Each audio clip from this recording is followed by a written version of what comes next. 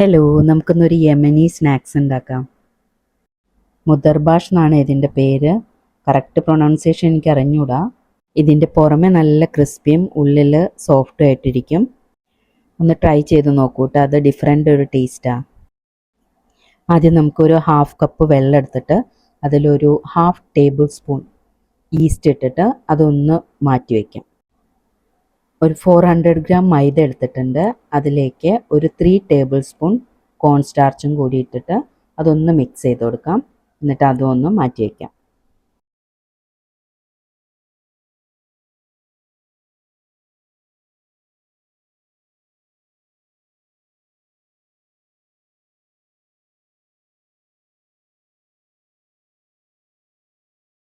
പിന്നെ നമുക്ക് വേണ്ടത് വെജിറ്റബിൾസ് ആണ്.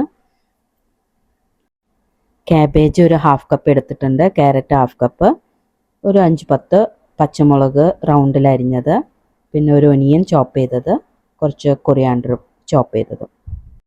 വെജിറ്റബിൾസ് എല്ലാം കൂടി നമ്മൾ മിക്സ് ചെയ്യുന്ന ബൗളിലേക്ക് ഇട്ട് കൊടുക്കാം.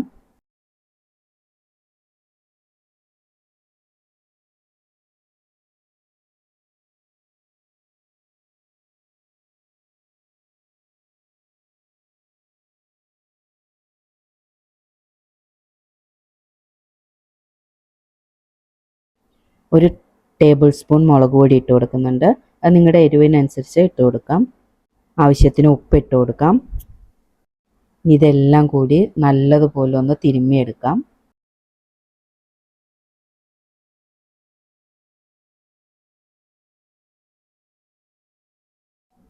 അതിലേക്ക് നമ്മൾ മാറ്റി വെച്ചിട്ടുള്ള മൈദയും കോൺ സ്റ്റാർച്ചും കൂടിയുള്ള മിക്സ് ഇട്ട് കൊടുക്കാം. അതൊന്ന് നല്ലതുപോലെ മിക്സ് ചെയ്ത് കൊടുക്കാം.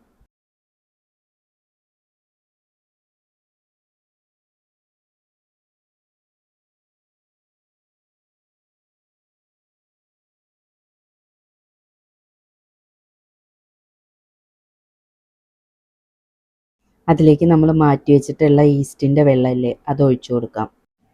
ആ വെള്ളം ഒഴിച്ചു കൊടുത്ത് അതൊന്ന് മിക്സ് ചെയ്തെടുക്കാം. അതിലേക്ക് വെള്ളം പോരാന്നുണ്ടെങ്കിൽ നമുക്ക് കുറേശ്ശെയായിട്ട് വെള്ളം ആഡ് ചെയ്ത് കൊടുക്കാം.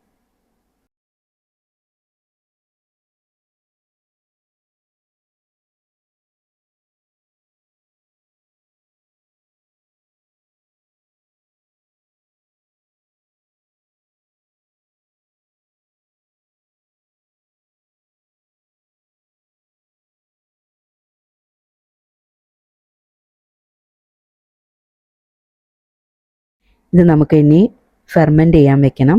ഒരു 1/2 അവർ അല്ലെങ്കിൽ 1 അവർ. തണുപ്പ് ടൈം ആണെങ്കിൽ ഒരു 1 അവർ വേണ്ടി വരും. ചൂടുള്ള സമയമാണെങ്കിൽ ഒരു 1/2 അവർ മതി. അതൊന്ന് നല്ലപോലെ പൊങ്ങി വരും. ഇതാണ് മാവിൻ്റെ കൺസിസ്റ്റൻസി. ഒത്തിരി വെള്ളമാവാൻ പാടില്ല.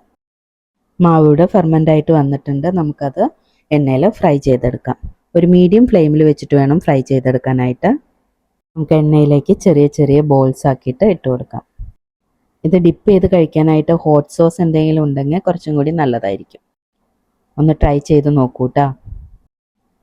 വീഡിയോ ഇഷ്ടപ്പെടുവാണെങ്കിൽ ലൈക്ക് ചെയ്യാനും ഷെയർ ചെയ്യാനും മറക്കരുത്.